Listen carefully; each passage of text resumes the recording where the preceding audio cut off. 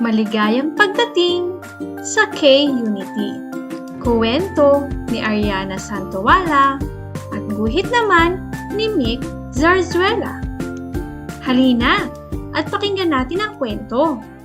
Isang araw sa klase ni Ginoong Reyes. Magandang araw mga bata! Ngayon, kayong lahat ay nabibilang sa Kinder Unity o maaari niyong tawagin na K-Unity. Ibig sabihin, dapat lahat tayo dito ay nagkakaisa sa lahat ng bagay. Yay! Excited na po kami, sir, sa pag-aaralan natin ngayong araw. Ako din! Ako din! Ngayong araw mga bata, ay pag-uusapan natin ang inyong mga gusto at ang mga hindi gusto. Ngunit bago tayo magsimula mga bata, ay may inihanda ako dito mga gamit dahil iguguhit ninyo ang mga bagay na nakakapagpasaya sa inyo. Wow! Gusto ko yan, sir! Ako din! Ako din! Ako din! Wow! Ang galing mo naman, Boboy! Ano yung iginuhit mo? Robot! Ang paborito kong laruan ay robot. Ikaw, anong iginuhit mo? Kotse-kotsehan sa akin. Sa akin naman, paro-paro. Huh? Ano yung iginuguhit ni John? Bulaklak. Bakit bulaklak? Hoy, John! Bakit yan ang dinodrawing mo?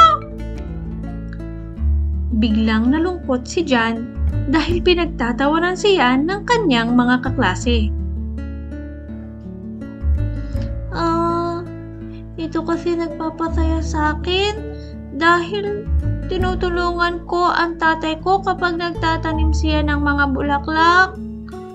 Minsan kasi nakita ko din si tatay, binigyan niya ng bulaklak si nanay. At nakita kong masaya ang nanay ko. Kaya bulaklak yung iginuhit ko kasi masaya ako na nakikita kong masaya yung nanay at tatay ko. Narinig ng guro ang usapan ng mga bata. Kaya agad niya itong nilapitan. Alam niyo ba mga bata, bawat tao ay may kani-kanilang pagkakaiba. May iba't ibang gusto at may iba't ibang hindi gusto na dapat nating irespeto. Ikaw, Buboy, bakit robot ang nagpapasaya sa'yo? Kasi po, binili po ako ng nanay ko ng robot. Sobrang saya ko po talaga kasi matagal ko na pong gusto magkaroon ng ganong robot. Wow, ganun din si John. Gusto niya ng mga bulaklak dahil ito ang nagpapaalala sa kanya na may masaya siyang pamilya. Tandaan niyo mga bata, pare-pareho man kayo ng edad, magkakaiba pa rin ang inyong gusto at hindi gusto. Pasensya ka na dyan, ha? Oo, pasensya ka na dyan. Pasensya ka na dyan. Ngayon, alam ko na bawat tao pala ay may iba't ibang katangian at kagustuhan. Kaya tandaan mga bata na bawat tao ay iba-iba ang katangian, gusto at hindi gusto. Kaya naman, dapat natin itong unawain at irespeto. Hanggang dito na lamang. Paalam!